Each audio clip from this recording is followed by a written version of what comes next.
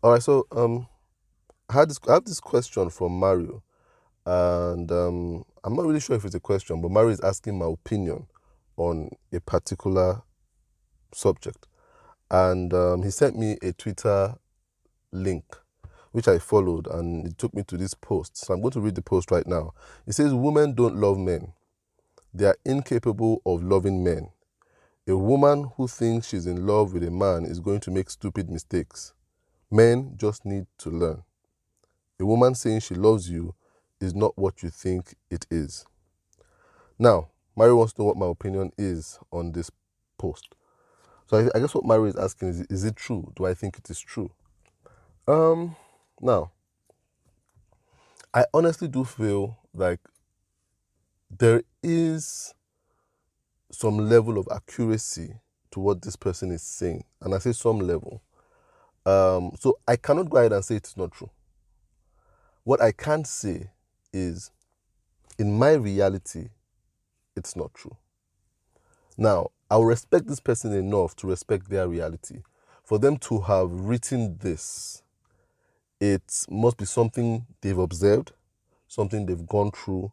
So they have evidence to back this up in their own reality. As a matter of fact, when you look at that post, it is actually a response to a post that a woman made saying she no longer loves her husband. It was a real video. The woman saying she doesn't love her husband anymore. So it it would be naive to say there is no truth in it. No, I don't think it's absolutely untrue. But I don't think it's absolutely true. And I think it's the way it has been written is too absolute to cage women as incapable of loving. And it's not just on the woman's side that you have things like this propagated, but you also have on the men's side too. You have women talk about men and saying a man cannot be faithful. It's impossible for a man to be faithful.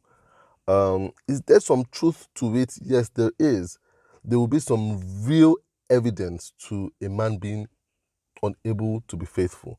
You understand? So there's this video going around now. It's an excerpt from this Netflix show that talks about that shows Two-Face and his wife, and there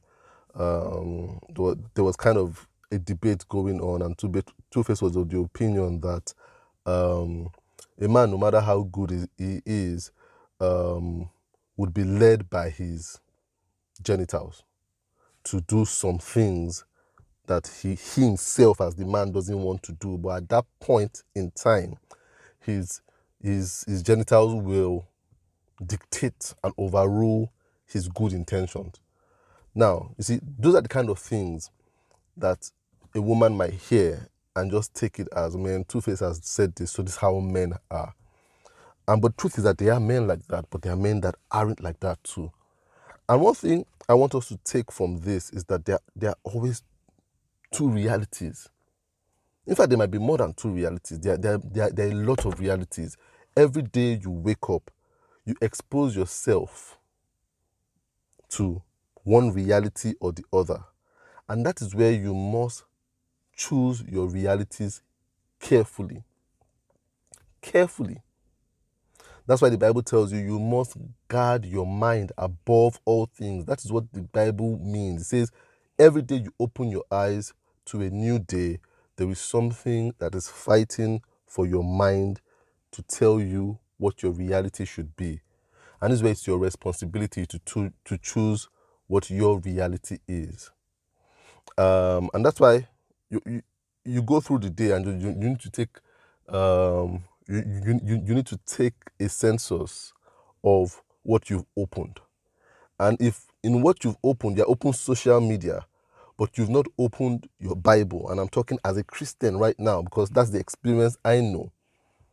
If you don't open your Bible and you open social media, and you spend more time opening social media than opening your Bible, whether physically or on your phone or in your mind, reflecting over a verse, social media will become your reality. The problem with social media as a reality is that it's filled with stuff like this, telling you um, negative stories and negative testimonies, and telling you in absolute. So when you stay in that reality, you are going to be fearful, you are going to be doubtful, you are going to be without hope. And that's a dangerous place to be as a person. That's a dangerous reality to live in. It's going to be a very anxious reality, full of anxiety and fatigue and unrest. But when your reality is based on what you read in your Bible and what you hear God tell you, that reality is totally different. It's a reality that is full of light. And so, to be honest with you, that's why I do what I do in terms of recording content, writing stuff. The inspiration was the growing darkness that I was seeing in that social media sphere, and I was like, something needs to counter this. A lot of people giving out a lot of hopeless stuff, hopeless stories, that have some level of truth to them, but it's not absolute. And for me, it was about countering that. If I am the only light that person comes across, let it be a beginning for them. And that's why I keep writing and putting out podcasts and stuff like that, to give people a sense of what my reality is and where I get hope, so that by some means I can transfer that hope. But even what I write is not enough. You must find the true source, you understand?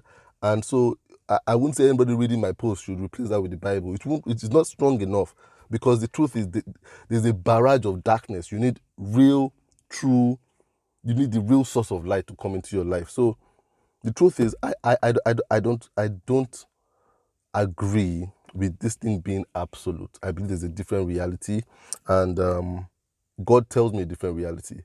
And my life is a different reality. The women in my life, especially my wife, is not like this. My mother is not like this. My sisters is not like this. My female friends, a lot of them don't have this mentality. There might be some that have this mentality deep inside, but I don't suffer from this. So it's just like during COVID. COVID was out there. Some people actually died from COVID.